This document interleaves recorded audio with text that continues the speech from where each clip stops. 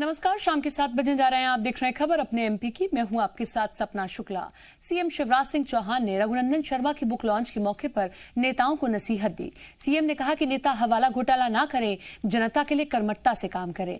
इसके साथ ही सीएम ने कहा कि सभी को समाज और देश के प्रति ईमानदार और जिम्मेदारी निभाने की जरूरत है। देश के लिए भले ही आज जान देने की जरूरत नहीं, पर ईमानदारी से काम करने की जरूरत है।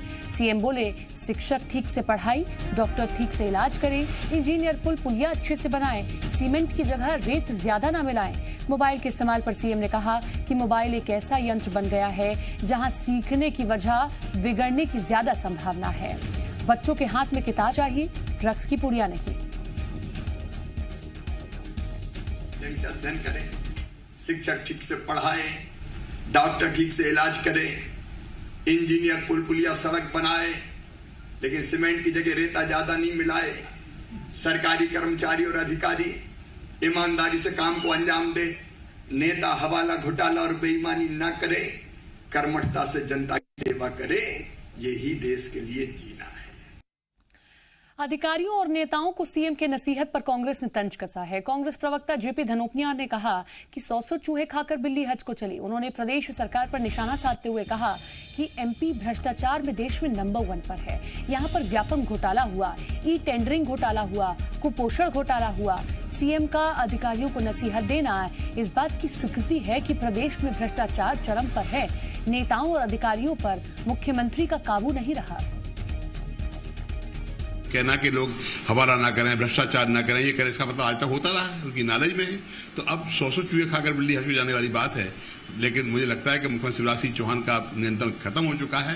भ्रष्टाचार मध्य प्रदेश में चरम पर है, कोई सुनने वाला नहीं है। अगर इसमें कुछ सुधार की आवश्यकता है तो पहले शिवराज सिंह चौहान अपने पास से, अपने आसपास के लोगों से ही छटनी करें तो शायद वो ठीक होगा। आज तो हालात ये है कि मध्य प्रदेश में कहीं भी आप जाइए, बिना पैसे किसी दफ्तर में काम नहीं होता है। अधिकारी, पुलिस के लोग सब निरंकुश हो चुके हैं। तो मुख्यमंत्री शिवराज सिंह चौहान किस मुंह से इस तरह की बातें कर रहे हैं? तो मुख्यमंत्री भ्रष्टाचार ना करने की सलाह सभी को दे रहे हैं, लेकिन कांग्रेस को इस सलाह में मुंह नजर आती है कि क्योंकि भ्रष्टाचार हुआ है इसीलिए मुख्यमंत्री सलाह दे रहे हैं। रात 8 बजे देखिए इसी पर बड़ी बहस।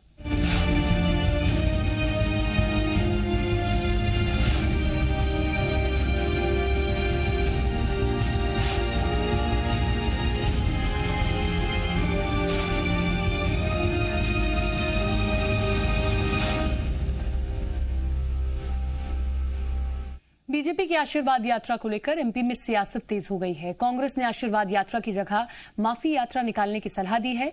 दरअसल बीजेपी देश में 39 जन आशीर्वाद यात्राएं निकाल रही है, जो 22 राज्यों के 265 जिलों और 212 लोकसभा क्षेत्रों से होकर निकलनी है। इस दौरान केंद्रीय मंत्री, पार्टी नेता, जनता और धर्म गुरुओं से आशीर्वाद भी लेंगे। इस मामले में पार्टी के प्रदेश अध्यक्ष वी डी शर्मा का कहना है कि बीजेपी ने जनहित में काम किया, अब लोगों से आशीर्वाद लेने जा रही है।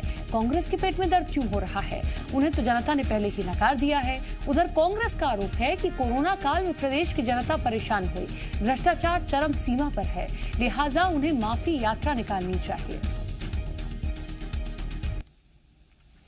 को माफी यात्रा निकालनी चाहिए। आशीर्वाद किस बात का?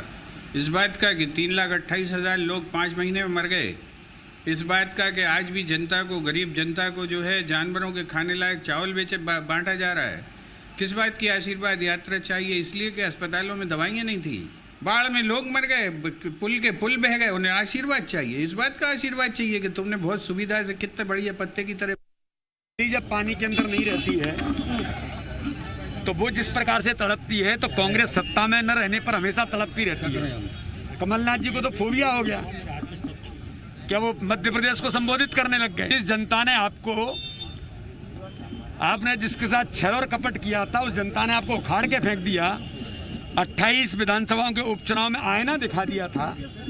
आप मध्य प्रदेश को संबोधित करने के लिए आपको किसने अधिकार दिया? बीजेपी की चुनावी तैयारियों पर कांग्रेस ने निशाना साधा तो पूर्व मंत्री उमाशंकर गुप्ता ने विपक्ष को आड़े हाथों लिया। उन्होंने कहा कि हम चुनाव से सीख लेते हैं और चारों उपचुनाव जीत रहे हैं। कांग्रेसी नेता खुद तो घर और दफ्तर से निकलते नहीं हैं, फिर बीजेपी की तैयारी से इतनी परेशानी क्यों है? उन्होंने कहा कि चारों उपचुनावों में कोई मॉडल कांग्रेस के काम नहीं आएगा। नहीं, मुझे नहीं लगता। दमोह की परिस्थितियां अलग थी, उसके विस्तार में मैं आज से नहीं जाऊंगा, लेकिन बाकी जो सारी सीटें हैं उन पर भारतीय जनता पार्टी के पक्ष में वातावरण है। दोनों बातें हैं। लोकसभा का खंडवा का चुनाव है तो भी मोदी जी की सरकार के काम से जनता खुश है, और मध्य प्रदेश में भी अब शिवराज सिंह चौहान के नेतृत्व में फिर से भारतीय जनता पार्टी की सरकार ने जनता में जो विश्वास पैदा किया है उसका परिणाम इन उपचुनाव में देखने को मिलेगा। वीडी शर्मा के जोबट और खंडवा दौरे को लेकर कांग्रेस ने निशाना साधा। पूर्व सांसद प्रताप भानु शर्मा ने कहा कि बीजेपी कमलनाथ के दमोह मॉडल से डरी हुई है, इसीलिए बीजेपी के प्रदेश अध्यक्ष वीडी शर्मा जोबट और खंडवा में सियासी कैंप लगा रहे हैं। कांग्रेस ने कहा कि आज जब कोरोना को खत्म करने का समय है तब बीजेपी फिर से जनता को चुनाव में ढकेलना चाहती है।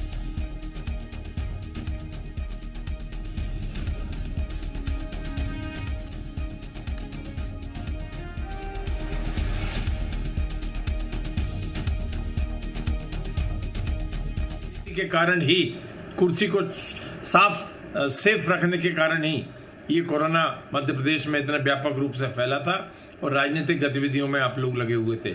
मैं फिर से आपसे यही अपील करना चाहूँगा कि घबराओ मत। ये चारों सीटें तो आप हारने वाले हो। अपनी शासन की जिम्मेदारी जो आपने सौदेबाजी से हासिल की है कमलनाथ जी को हटाकर, उस पर अब ध्यान दे दो। कम से कम जनता जनार्दन का भला हो।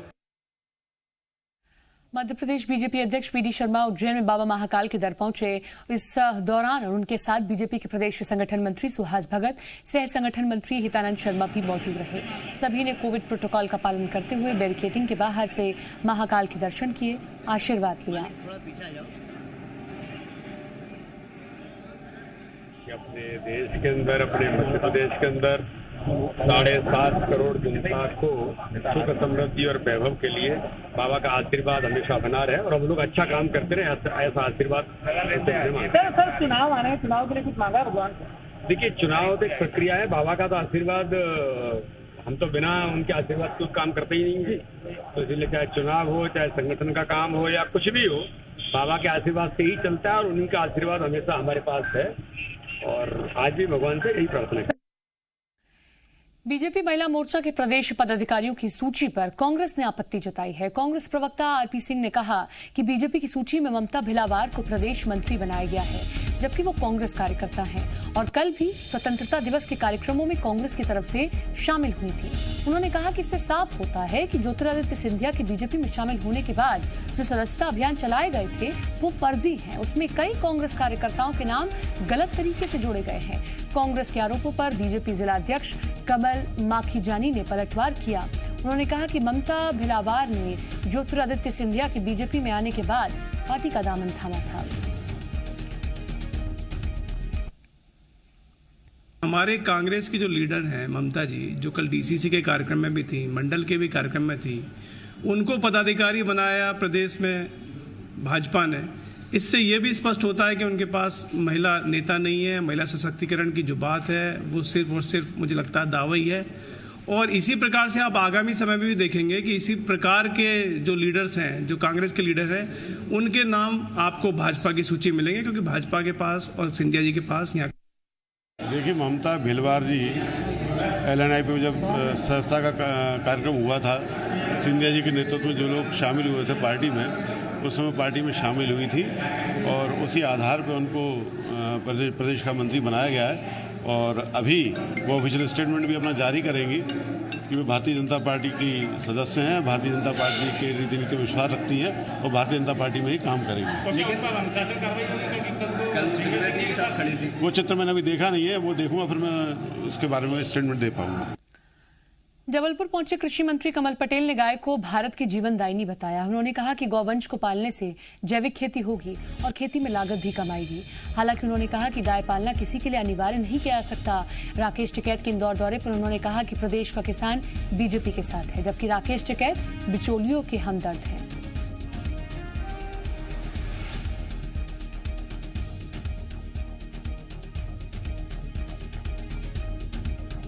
प्राथमिकता में जैविक खेती को लिया है।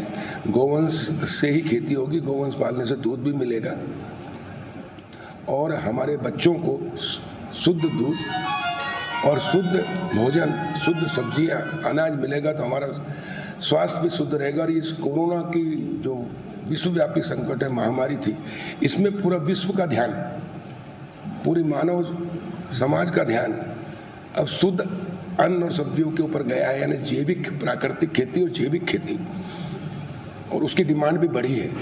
इनके पिताजी किसानों के लिए पूरे जीवन लड़े, लेकिन ये किसानों के लिए नहीं लड़ रहे हैं, ये आड़तियों के लिए लड़ रहे हैं। पंजाब और हरियाणा में आड़त प्रथा, उस आड़त प्रथा को ख़त्म करने का काम नहीं कृषि नीति में आया, और इसलिए बिचौलिए जो कमाते थे अब वो सीधे किसान कमाएंगे, और इसलिए वहाँ के जो आड़तिए हैं वो मिलकर किसानों को भड़काकर आंदोलन कर रहे हैं। लेकिन पूरा देश का किसान भारतीय जनता पार्टी के और भारतीय जनता पार्टी की सरकार के साथ है। मध्य प्रदेश में कोरोना की तीसरी लहर की आहट देखने को मिल रही है। एमपी के महानगरों में कोरोना के नए मामले बढ़ रहे हैं। जबलपुर, इंदौर और भोपाल में कोरोना संक्रमितों की संख्या चिंता बढ़ा रही है। बीते 24 घंटों की बात करें तो जबलपुर में 5, इंदौर, भोपाल में 3 कोरोना के मामले सामने आए हैं। सूबे के चिकित्सा शिक्षा मंत्री विश्वास सारंग ने कहा कि सरकार मुस्तैदी के साथ हालात पर नजर बनाए हुए है। प्रदेश में कॉन्टैक्ट ट्रेसिंग जारी है। कोविड के टेस्ट में कहीं कोई कमी नहीं आई है। मैं पहले भी बता चुका हूं कि लगभग 70,000 से 75,000 टेस्ट हम लगभग रोज कर रहे हैं, और हम इस महीने के आखिरी सप्ताह में 2 दिन का वैक्सीनेशन का महाअभियान फिर से करने वाले हैं, और ये सुनिश्चित करना हम सबकी जिम्मेदारी है कि तीसरी वेव ना आए। छतरपुर के बिजावर से सपा विधायक राजेश शुक्ला अपनी धार्मिक यात्रा में कोरोना गाइडलाइन की धज्जियां उड़ाते दिखे। सावन के आखिरी सोमवार पर विधायक ने बिजावर से धार्मिक स्थल जटाशंकर तक पैदल यात्रा निकाली, लेकिन यात्रा में शामिल सैकड़ों लोग बिना मास्क के नजर आए। वहीं किसी ने सोशल डिस्टेंसिंग का ख्याल नहीं रखा, और इस दौरान विधायक के चेहरे पर भी मास्क नहीं था।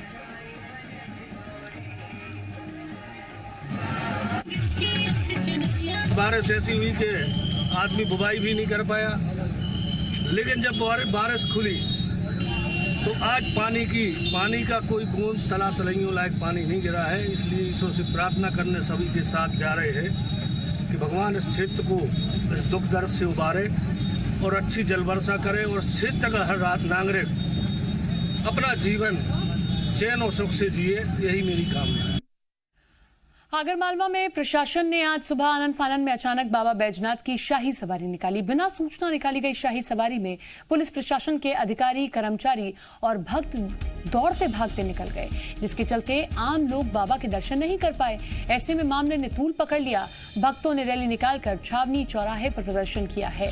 दरअसल कोरोना के चलते प्रशासन नहीं चाहता था कि बाबा की शाही सवारी में भक्तों की भीड़ उमड़े।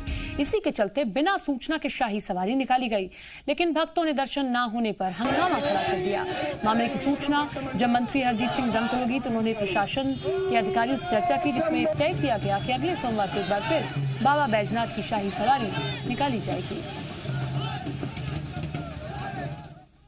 हम भक्तजन और सामान्य आगर की जनता आगर के बाबा बैजनाथ को नगर में लेके आएगी।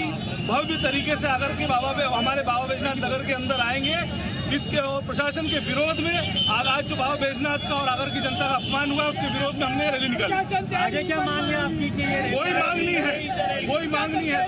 सीधा हमारा प्रशासन को एक स्पष्ट संदेश है कि अगले सोमवार को आम जनता बाबा बैजनाथ की भव्य सवारी निकालेगी। 10वीं सीबीएसई बोर्ड में 99.8% मार्क्स पाने वाली और कोरोना काल में अपने माता पिता को खो देने वाली मध्य प्रदेश की होनहार छात्रा वंशिका पाठक को शिवराज सरकार ने बड़ा तोहफा दिया है। सीएम शिवराज सिंह चौहान ने वनीशा को 2 लाख का चेक सौंपा। इसके साथ ही महिला और बाल विकास विभाग की तरफ से छात्रा और उसके छोटे भाई को सीएम कोविड-19 बाल सेवा योजना के तहत 5-5 हजार रुपए हर महीने देगी। इस मौके पर स्कूल शिक्षा मंत्री इंदर सिंह परमार भी मौजूद रहे।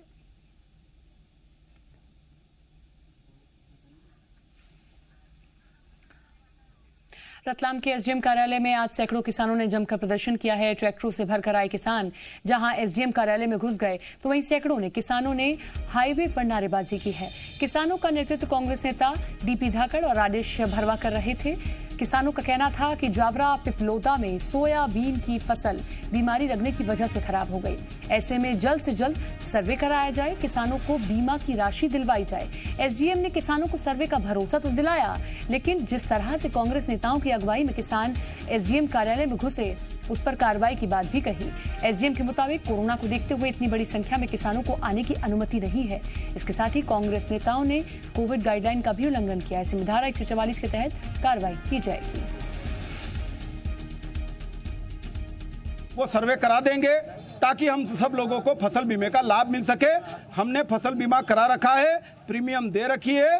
अगर सरकार मात्र हमारा इतना सहयोग कर दे किसानों का कि वह फसल बीमे के लिए हमारा सर्वे करा दे। माननीय एसडीएम साहब ने सब लोगों के बीच में स्वीकार किया है, हमारी मांग पूरी हुई।